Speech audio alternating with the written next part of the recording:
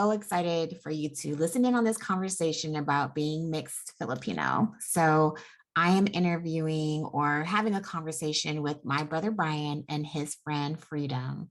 And I took a while to kind of process this conversation, and I was trying to figure out why was I so emotionally stirred during this 1 hour conversation with them. I talk in there about how I've been really wanting to have this conversation with them for a while.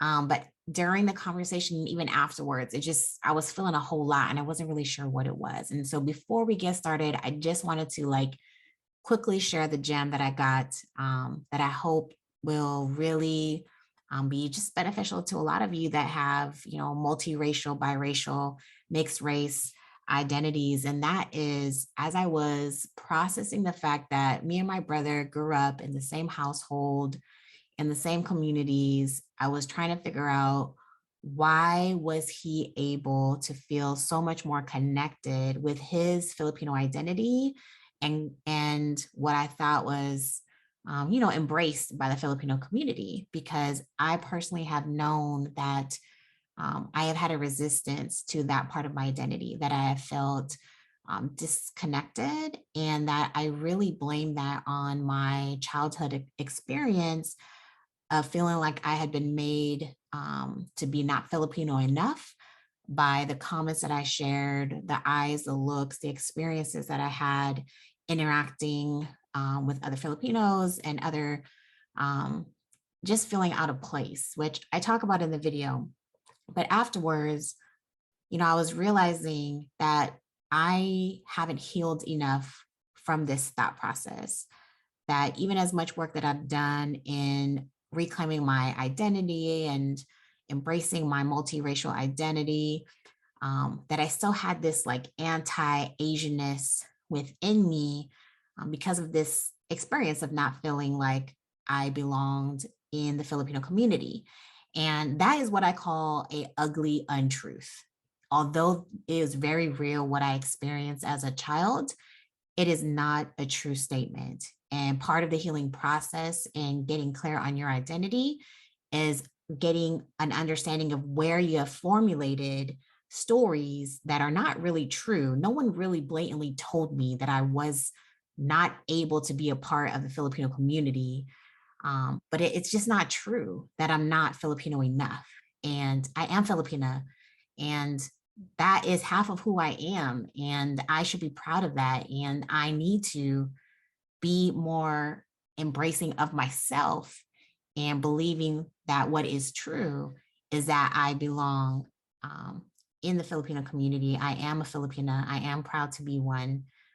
And yeah, I just wanted to share that briefly before you get into this conversation, because we tell ourselves these ugly untruths because of what other people have told us, and we hold on to them into our adulthood, and it can be crippling. So that is the aha that I got from this conversation with my brother in Freedom, and I hope you get something out of it too. All right, peace, y'all. All right, well, welcome everyone. Today, I'm super excited to be in this conversation that I probably have wanted to have, I don't know, since I was in my 20s. We're going to be talking about what it means to be a mixed Filipino, Filipina, with my brother Brian and his really good friend, Free, who I guess you all have known for probably 20 years. I was thinking about it. Yeah. 20 something years, close to that. 24 years now. 24 years, yeah. 24 years. So before we get into the juicy conversation, I want y'all to just introduce yourselves. So brother, would you like I'll go first? Yeah, right. Introduce yourself, and if you could say how you racially identify as part of your introduction. My name is Brian Myers. I'm the owner of Tabletop Village. I'm 44 years old, and I identify as Filipino American, Osage, and white. I don't identify as mixed race. I identify as Filipino American, Osage, and white. Yeah, and I'm Freedom Siyam, and I'm a 21-year educator, public servant. Yeah, 21. 21 years, man. And man, how I identify really depends on circumstance. So for official documentation, I'll identify. It depends. If it's like a blood test, like I'll identify as Filipino and white. If it is for the census, I will identify as Filipino. Especially where I'm living at right now, to ensure that we get the necessary services for Filipino Americans in my community. Just want to make sure that I contribute to those numbers. So it really is contingent on the circumstance. And of course, like if I'm in the Philippines, I had to identify as mestizo, right? Filipino and white, because they're like, you're not Filipino, right? So, I think it's circumstantial. Yeah, and I imagine, and we could get to this a little bit later, that it's also changed through time. Like how I know for me, it's changed through time how I identify. But I wanted to start off sharing like my story and why I wanted to have this conversation with y'all. So growing up, Brian's my brother who's 4 years older, and then my sister's 6 years older. And I've always been like really envious of like Brian's ability to be in Filipino community, right? I felt like, growing up in Silverdale, Washington, lots of Filipinos. I don't know if I'd say a lot of like mixed race folks. But like B has always had a ton of Filipino friends, Filipino community. I feel like started in middle school, high school, college, right, and beyond, and continues, right, to be, I think, a part of that community. And myself, I never felt like that. Like I felt like I grew up and I wasn't Filipino enough. Like I attempted to have a lot of Filipino friends, and I did for like middle school years a few times, but I always felt when I like showed up at their houses that my Filipino-ness was questioned, right? Because we didn't speak the language. I didn't know a lot of the cultural traditions, since our mother grew up in Hawaii and has never been to the Philippines. So I always felt like my identity was questioned. And as I've like done my work as an adult, like I realized I have some deep resentment towards the Filipino community because of that. Like I feel like I have a strong anti-Asian situation going on internally, because I felt like I was never accepted like by the Filipino community, right? I was too big, I couldn't share clothes with my friends. Like I did, I would hear side conversations from the aunties about our parents, my dad being white, what that would have meant, or, he must have gone and picked her up type of a situation. So for me, it was like pretty painful. And when I got into college, or I guess this was after college, and I moved in with B in Seattle, which is when I met you, Free. Like I was always envious. I mean, Brian, you always invited me to y'all's events and to like a lot of the advocacy that you were doing in the Filipino community, but I still felt like an outsider, And so I just wanted to like share that that's kind of my story with my Filipino identity, and like ask you all, and whoever wants to go first, like when did you begin to like gravitate towards your Filipino part of your identity? Because that you have multiple racial identities. Like what supported you embracing that part of your mixed identity? Like was it was it something occurred, or what in your life like really had you gravitate towards that part of who you are? You want to respond, B? You can go first. Man, I hear you, and I hear about that internal conflict and that kind of internal anti sentiment that you might have. And I'll just preface it with whenever I start to feel that way, which isn't too often these days, but once in a while it'll creep up because somebody will trigger my ass, and I just had to remember that if I'm anti anything, I'm anti-imperialism, which created those conditions, and not against the people per se, right? Mhm.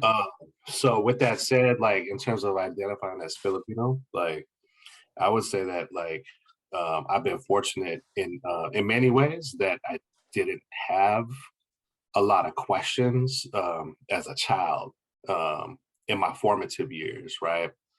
You know, they say 0 to 8 is your formative years, and everything that you learn and feel.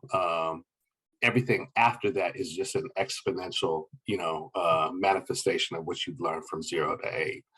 And I would say that that I never had really a split identity as a child because I just grew up with Filipinos. That's it. Like my pops had two brothers who were white, and they often lived with us or I stayed with them. But other than that, I didn't have white cousins. My pops didn't have white friends. And all we had was just our Filipino families. And so growing up, like that's what it was. Now, as a child, I do remember, you know, aunts and uncles, my mom's, oftentimes maybe glorify my lighter pigmentation, phenotypical traits. And that's what made me feel different. Those were the times that I felt different.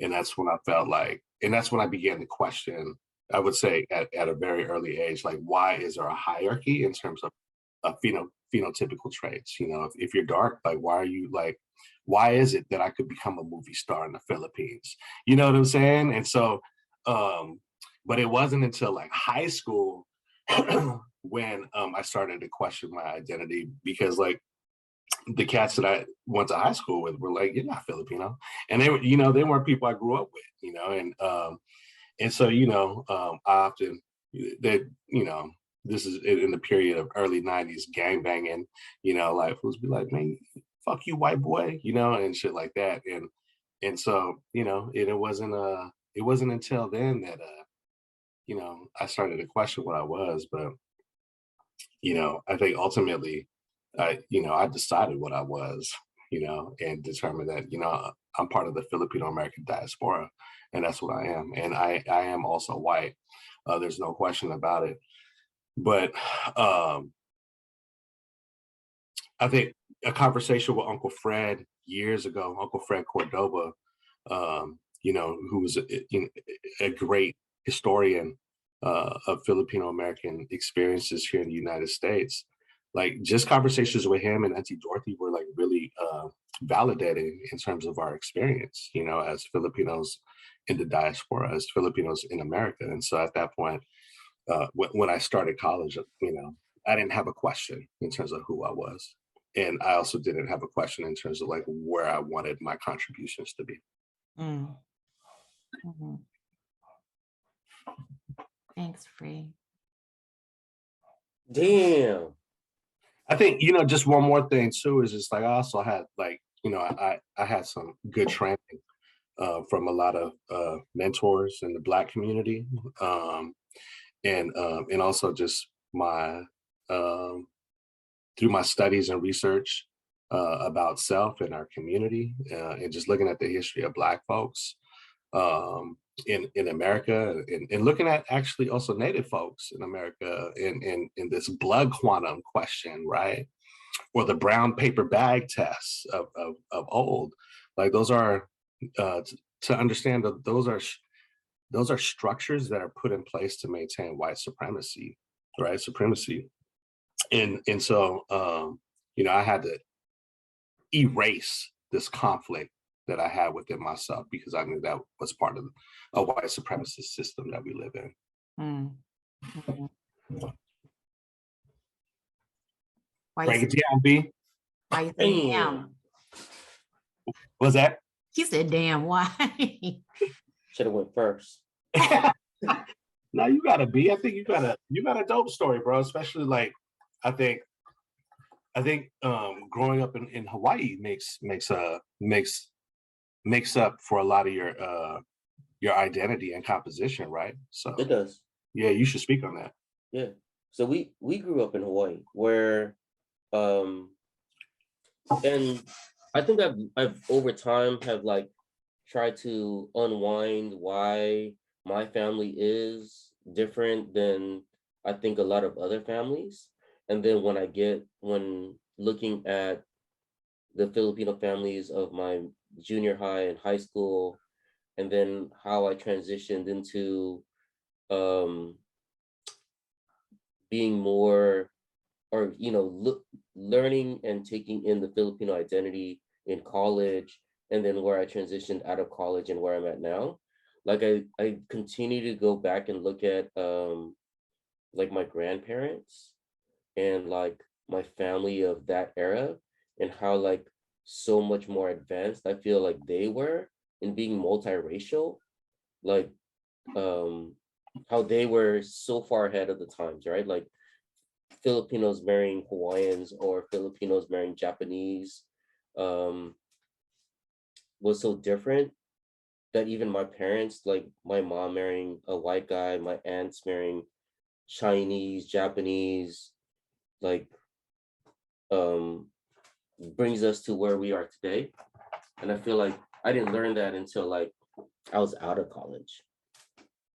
But I remember when growing up, um, being Filipino wasn't something you really thought of, right? I didn't think of being Filipino Hapa.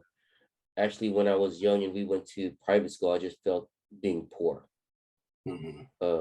Because the Derek Kuniyoshi had like a nice lunch bag and I had a paper bag, right? And they had a Capri Sun and we got a soda can frozen that acted as both the ice insulator and then also the reason why there is a hole in the bag because the shit leaked through. And that's what I knew about race, was that we weren't Japanese, we weren't Chinese, and we were Filipino. We were Hapa in Hawaii, right? We're mixed. It wasn't until I went to California where I'd never seen so many like non-brown people, right? And my kind of like my best friend in like California was a short white dude and a Mexican who were punk rockers. Those were my friends in like, my first year in not Hawaii, right? The mainland. And then moving to Silverdale, Washington, there were no, I felt like there were no brown people at first. Like when I first met up with my cousin Chris's friends were all white, right? Yeah. They were all white. In fact, I felt awkward.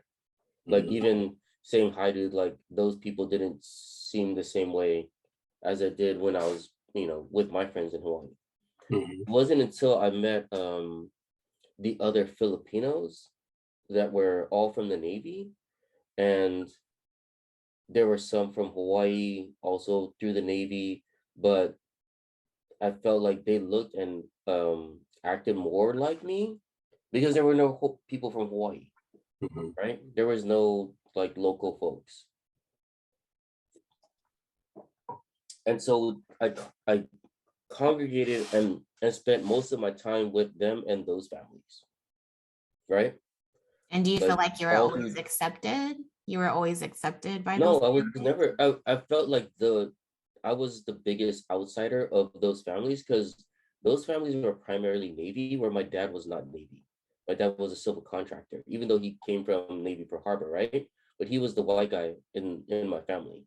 So he didn't like all of my friends' dads were all friends in the Navy. So they all met with each other. They were all family friends, except for my family. But I felt more comfortable being with them than I did like with my cousin's friends. So I hung out more with Filipinos in high school than I ever did even when we were in Hawaii, right? My cousins were Filipinos, right? But my friends were Chinese, Japanese, and Korean. But then in junior high, I just was always with Filipinos. Yeah. Um, I think that's a really great point, right? Because I think it's also so it really is like it has a lot to do with the community you grow up in, right? Like my school, like at the time, so at the time I was in public school in Seattle, mandatory busing was in place. mhm, And mandatory busing was a byproduct of the civil rights movement, in which students who lived north of the Ship Canal were bused into South End schools to diversify, to ensure equity in the delivery of education. And so, had we not had mandatory busing, like I would have never had white friends, yeah. right? And mandatory busing was in place until the late '90s. And so, even when in high school, Franklin High School, which is in the South End, and today predominantly Black and Brown and Asian, is I'm sure 90% POCs. Mhm, And, but when I was at Franklin, it was a third white, a third Asian, and a third Black.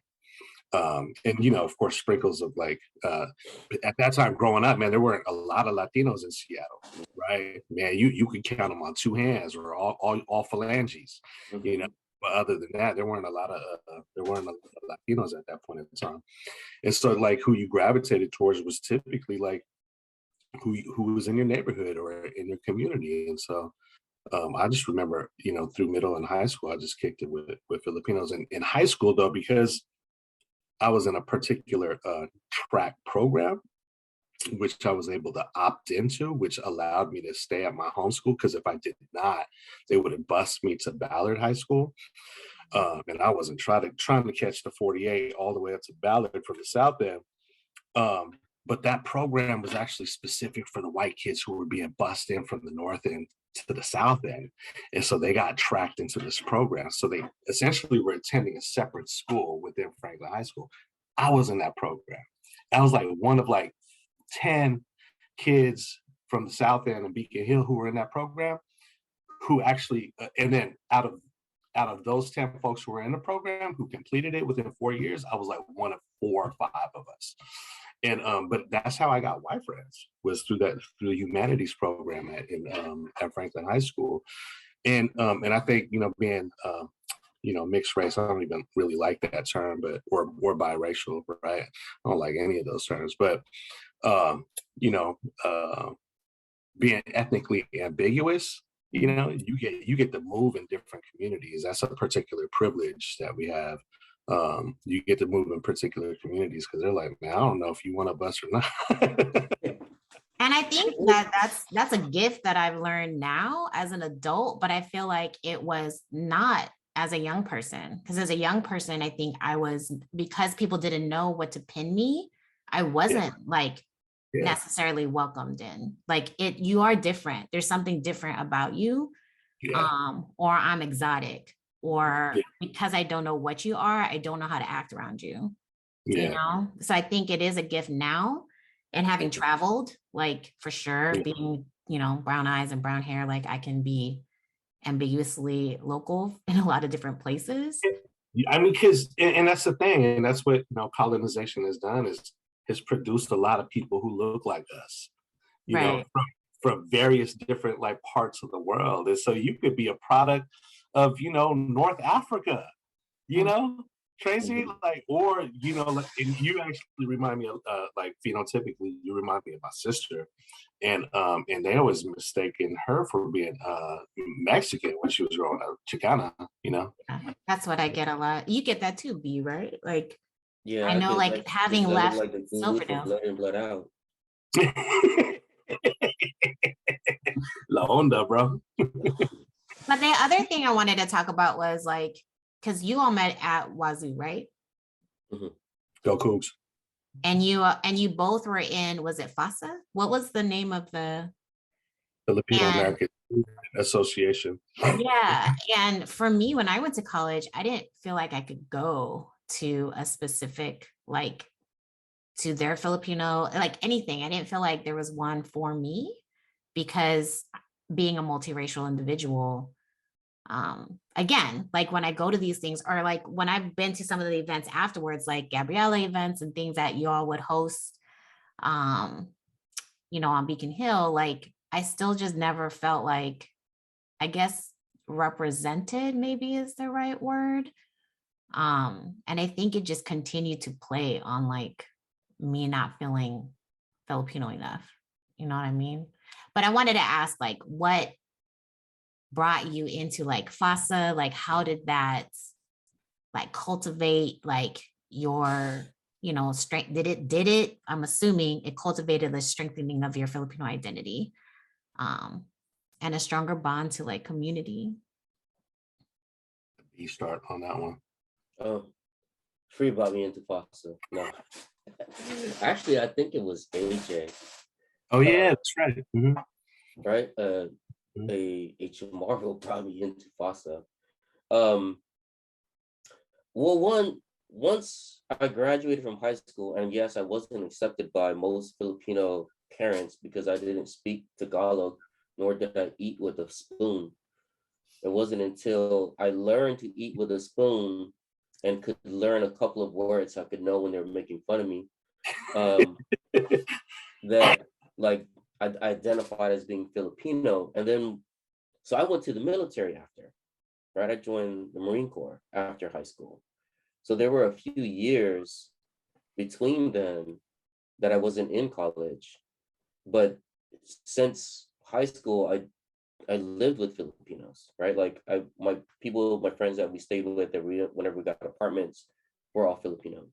And so then when I went to college, and I went to Wazoo, when we first got there, it was like, oh, here's your center, the Native American Center, and I'm like, I don't really identify as Native American. I identify more as, you know, Filipino or Asian Pacific Islander. I think I should go over here. They're like, no, here's your counselor.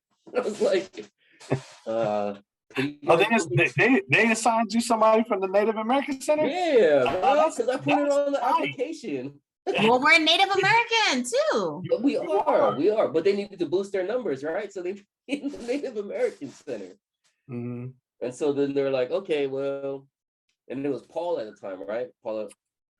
The coolest guy who ever walked the halls of Wazoo. Yeah.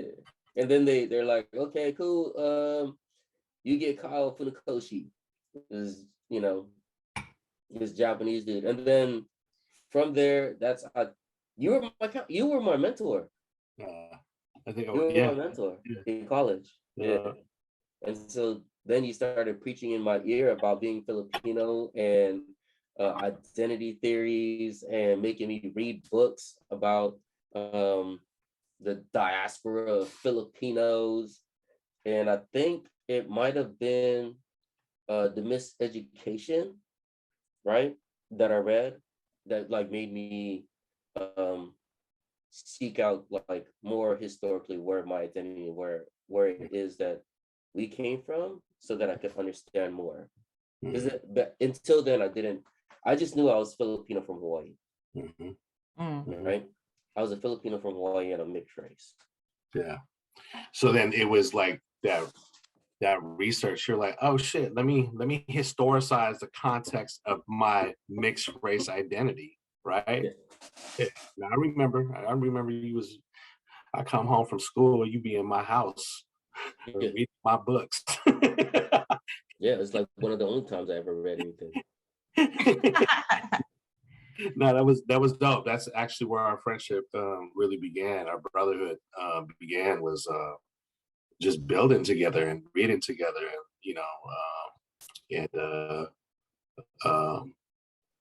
you know, be express in interest to understand himself, and I just wanted to impart whatever I had learned about myself.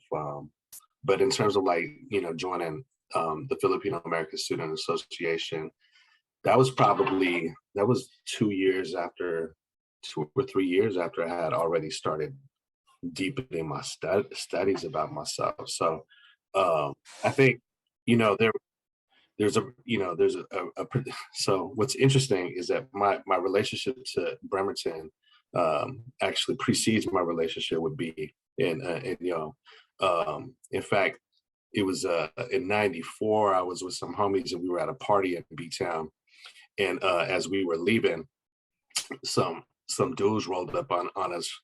I was with a group of Pinoys from a particular set in Seattle, a gang in Seattle, who was at this party in B Town. And on our way back, we stopped off at the 7-Eleven because we had missed the last ferry back to Seattle, and we had to drive around. And some dudes rolled up on us with straps, and they were about to shoot. But my homie was strapped, and he busted on him and shot him. And so, which probably saved our lives. And so we were all locked up in B Town, but I was a juvenile, and so I was locked up in juvenile detention. Fortunately for my ass, and it was just me and this other guy who were juvenile. The others were adults, but it was there. I was just like, man, I had a lot of time to think because we went in on I think it was we went in during the Thanksgiving holiday, so we had to wait till the Monday for court to get released. And so I had a lot of time to think about it. I was like, damn, why Pinoys busting on other Pinoys? Like, where is this anger coming from? Everybody's mom is either cleaning asses, sweeping floors, bagging groceries at the base. You know what I'm saying? Like, or everybody has a very similar like immigration story. Like, why are we like trying to hurt each other? And so that kind of just began like my desire to find out how we got to where we are. And so by the time I got to I actually chose Wazoo because of FASA. I was finishing up at in '97, the spring of '97. I was finishing up at Seattle Central Community College, and fortunately for me, they were able to. They offered a Tagalog class and that's how I got my my foreign language credits at Seattle Central before I came to Wazoo. I was able to take Tagalog, but my cousin had invited me to the WS FASA conference in Bellingham that year. It was the first time I had been there, and there I witnessed one of the first performances of Isama Hall Arts Collective, and then also like the Wazoo FASA folks who were there, namely specifically Maya and Kat. And it was there. I was like, man, I want to go to Wazoo. Like, these guys are smart. They're like, like they're hella smart. They're sharp. They're in tune with being who they are as Filipinos. And that's why I chose to go to Wazoo, was because FASA had that character and I wanted to be part of that. Yeah, I think that's like, and you felt like they were reflecting you, like you could, when you were I think at the time I felt like they reflected this critical perspective that I was thirsting for, critiquing race, critiquing gender, critiquing colonization, and lightweight critiquing capitalism. That wasn't enough though, so I had to find that elsewhere. Okay, so I was gonna ask, like, did you all ever experience, feeling othered, by your white family? Or, and I guess othered by your white family, or in ways like, was there something that pushed you to not necessarily gravitate towards like identifying as white? Because there's a lot of lighter skinned, biracial, Asian and white individuals who I know who tend to gravitate towards white, like identifying as white. And I, obviously I don't know them personally to understand why, but I know for myself, like I was made, not necessarily by my family, but from my community, that I wasn't white enough. Like, I was made fun of a lot of because of my hair and coming from Hawaii and all of that. You also grew up in Bremerton at a particular time where it was a lot, like it was hella white, right? Yeah. Like other than the Filipinos who were there, like stationed, like it's just all white, right? Yeah, like it's rare to kind of see that type of shit like happen in the South End or in the South End that I'm from, like South End is different today, right? In terms of demographics, or it's rapidly changing. But like, yeah, I don't think we didn't see a lot of that. I mean, I got a cousin who's kind of like that, which is super interesting. And I follow him on Facebook just to see how all of this is gonna transpire. But it's kind of weird to me. But he also goes to a predominantly all Filipino church, which I will keep it nameless, just so I don't facilitate any recruiting, because I'm not necessarily into his cult. But he's like he's conservative, and like it looks like on a superficial level he'd be aspiring for a very what we would just call like white. And I think that's also the other thing, right? Like, is that, man, we had to deconstruct, like, if you use big words like deconstruct, like growing up, somebody would be like, why are you acting white? You know what I'm saying? And so like we had to break that shit down in terms of like, what does white vernacular mean? What does white diction mean? And is it really white? And are we reinforcing white supremacy when we say stop acting white, right? Like that's such a horrible prescription when you say, oh yeah, he be acting white. It's just like, yo, because he likes to read. What you mean? You know? And kids are still doing that now. Like my kids experience that now. What are you gonna say, D? What was I gonna say? Oh, nothing. I remember that I feel like when we were growing up, there was no, I don't know any of our family that's just all white. Yeah. All of our family. Grandpa Myers. Yeah, Grandpa Myers. But I mean, he married a native, and then all of his children married mostly people of color, right? Only Uncle or Aunt Pat married Uncle Paul, which is the only white marriage that we know of. Mm-hmm. Because I don't know Uncle, what's the oldest? I don't know what you're talking about. Oh, Uncle Robert. Uncle Robert. We didn't grow up around him. Yeah. No, I think our white family is very besides different. That, yeah. Mm-hmm, mm-hmm, mm-hmm. Go ahead. Yeah, our white family was never like a white family.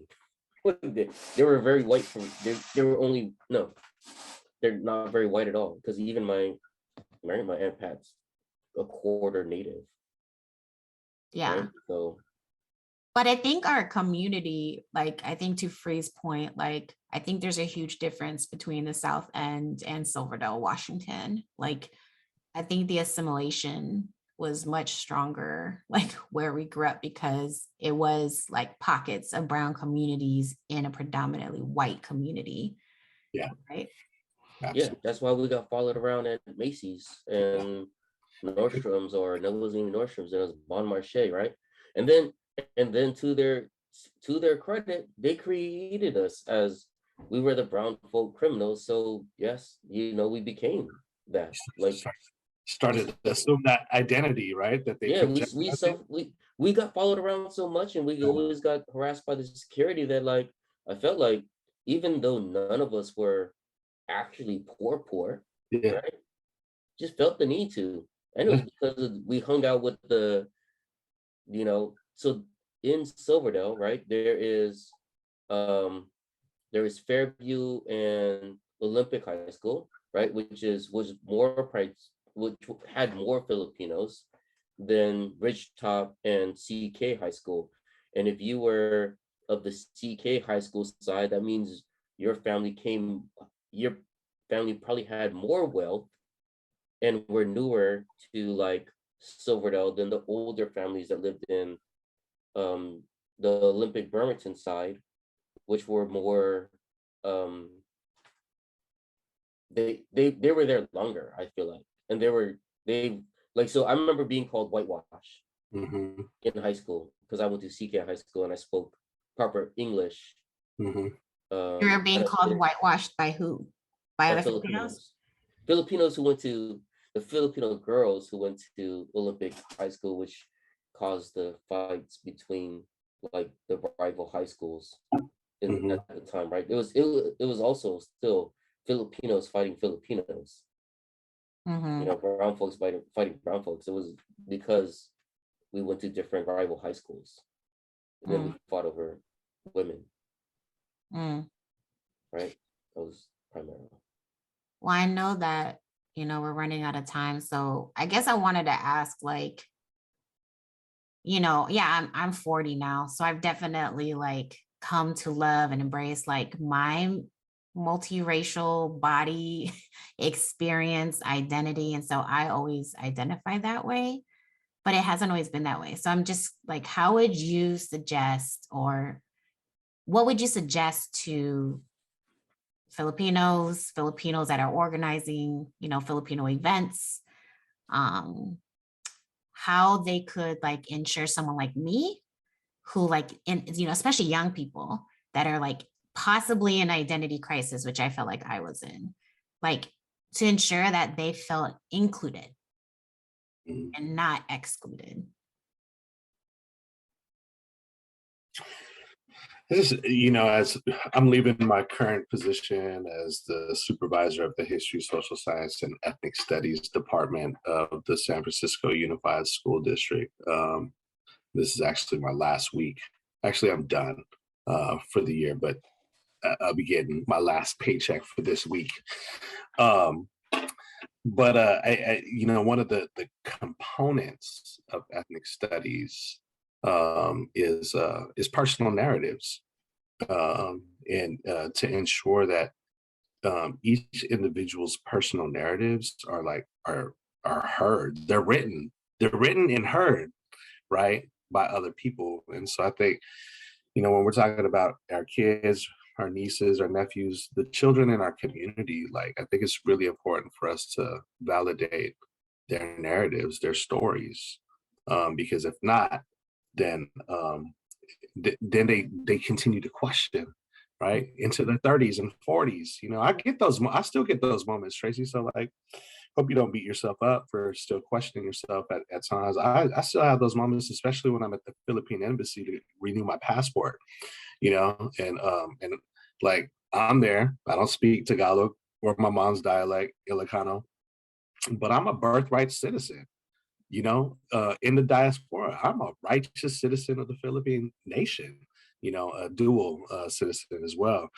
Um, and but it's there. I'm like, damn. I'm not even like, am I Filipino? Like, should I be getting this passport? Mhm. So, anyways, going back, my point being is just to make sure that the various different narratives are like validated. Like, if we look at like these stories, right? Like, it's so fascinating. Like in the south end of Seattle is probably where the first Somali Filipino was born. Mm-hmm. You know what I'm saying? In the Bayview of San Francisco and Hunters Point is probably where the first Filipino Samoan was born. You know what I mean? Like there's these different narratives from different communities, like that are very unique, and I think it's so important for us to validate those stories. Yeah. Yeah. I think it's hard though, to imagine that if you're coming from mixed race now, that it's so easy to walk into the Filipino Community Center and feel comfortable, You're right. right? Like they don't make it easy.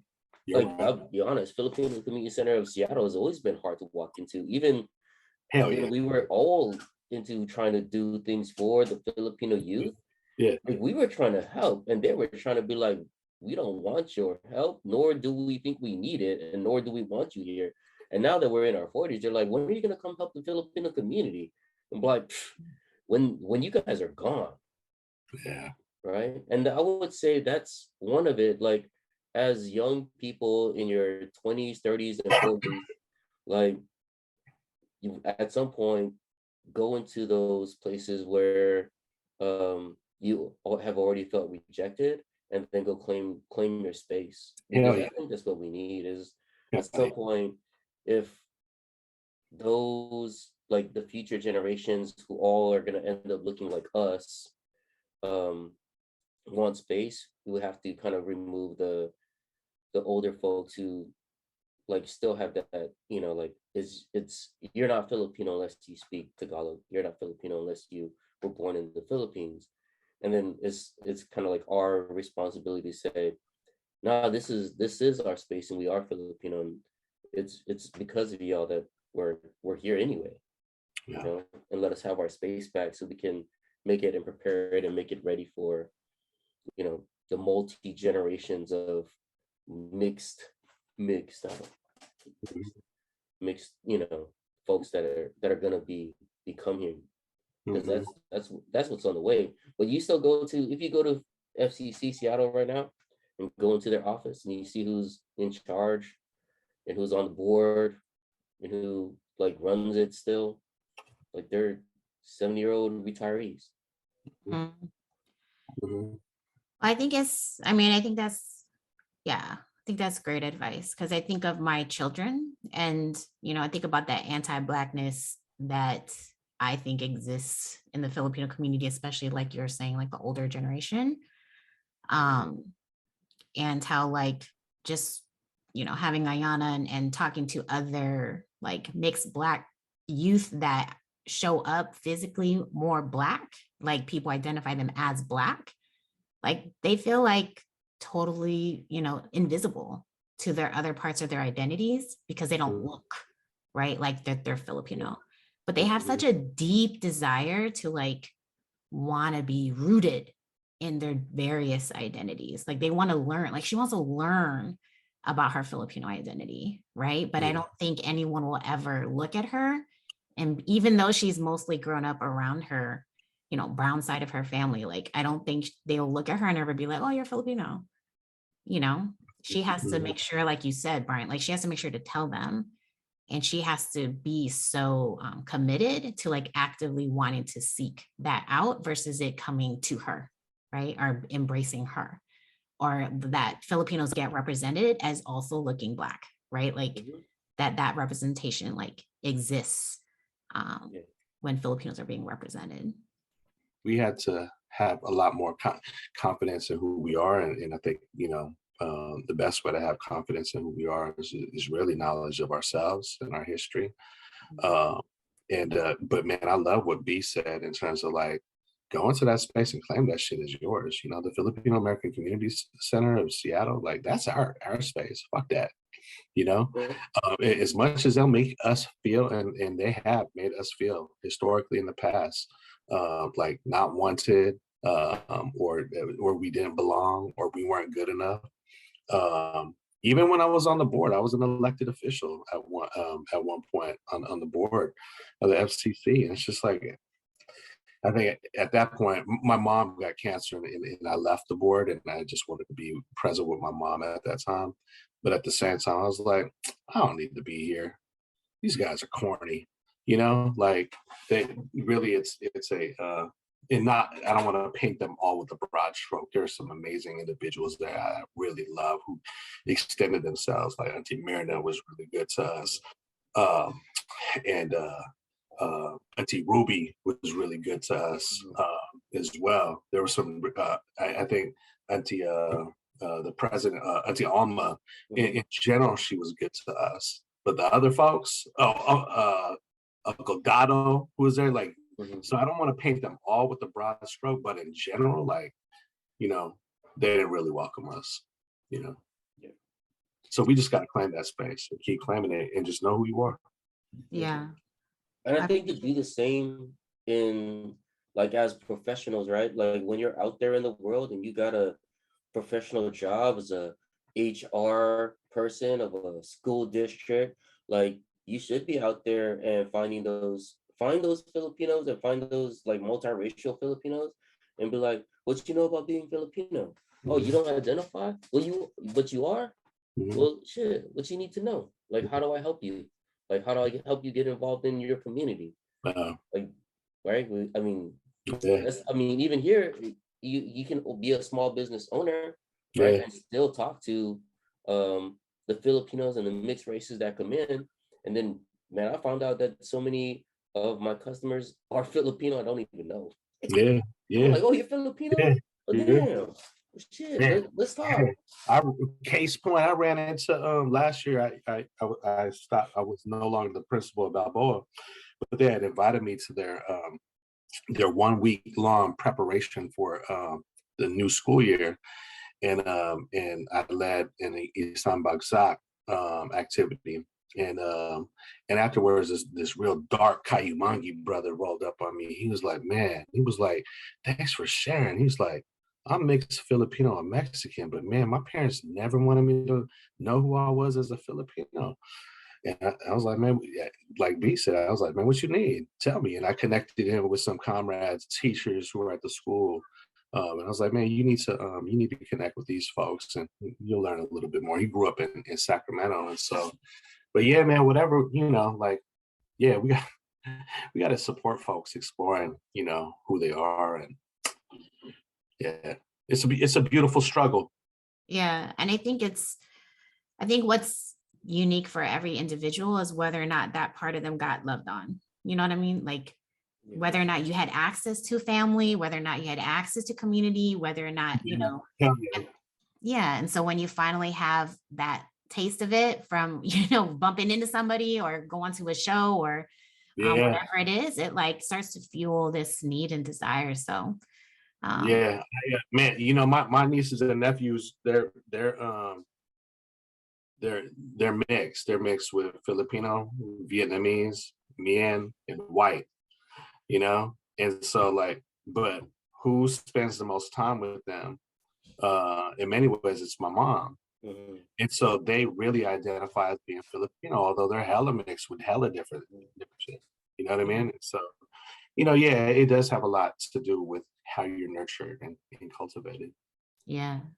All right, y'all. Well, I definitely appreciate your time and diving in with me in a conversation I've been wanting to have for a really long time. So, I thank you. appreciate being here with my brother B and the invitation. I apologize. I didn't use my professional vernacular. You don't need to apologize for that here at all. So, all right. Thank you so much. Any final words you want to say? Nope. Love you. I love you. Peace. All right. Love y'all. Have a good one. You Bye. too. Bye.